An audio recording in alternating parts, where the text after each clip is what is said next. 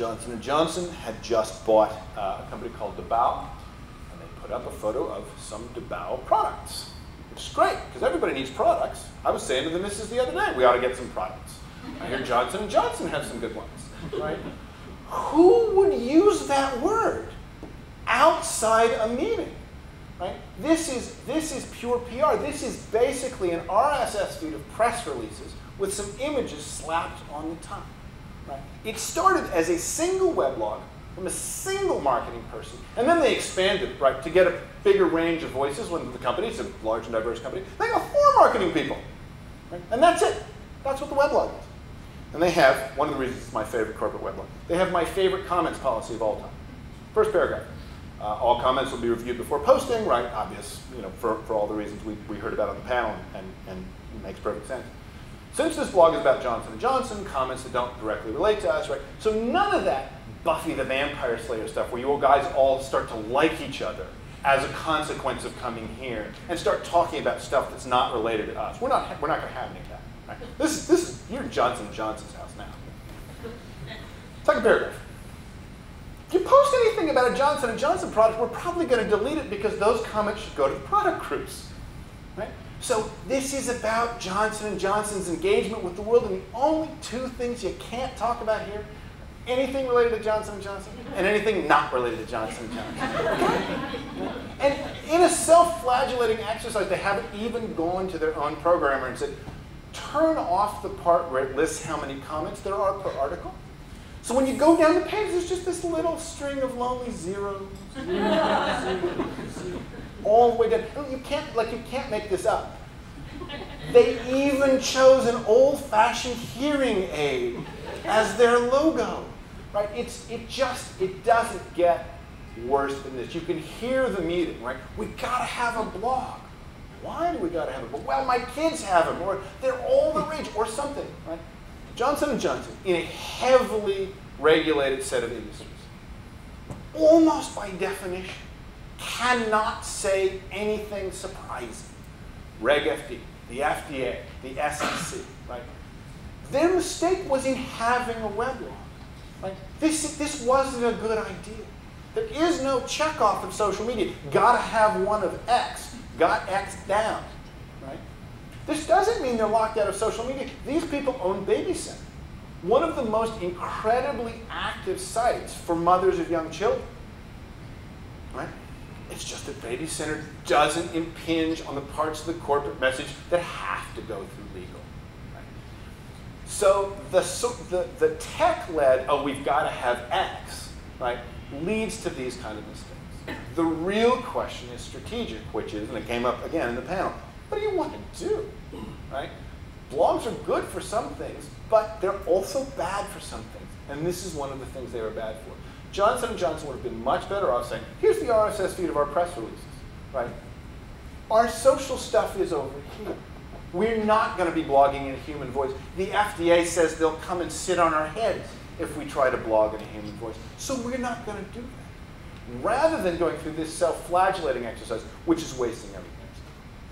Second example, Dollhouse. Dollhouse is a TV show, air date January of 2009. This is Joss Whedon's next creation. It concerns a group of high-tech assassins who've been given, as you can see, an unlimited hair care budget. And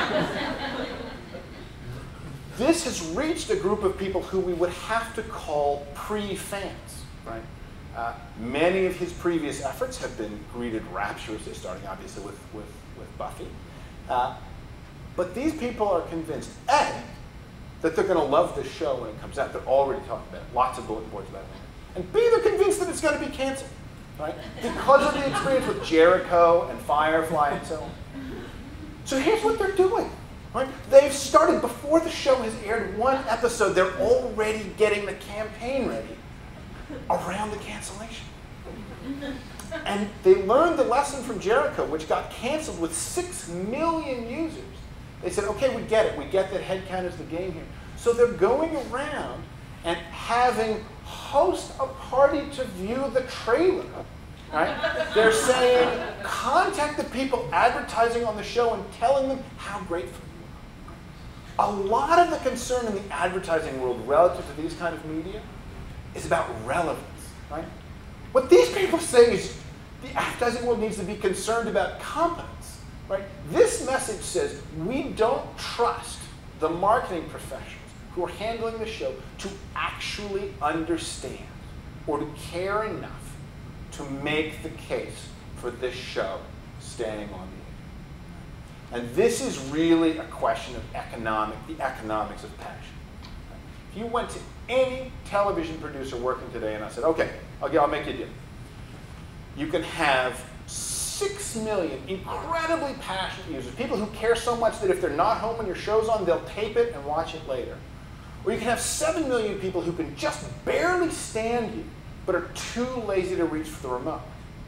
Every producer is going to say, I'll take the 7. What's the catch? Right? There is no way in a head count medium to account for passion. Right? And yet, that is what people are demanding. And they're doing it in a way that isn't routing around marketing. It is marketing. Right? These are people who are trying to get each other excited enough about something, and they're convinced that the existing apparatus is going to fail.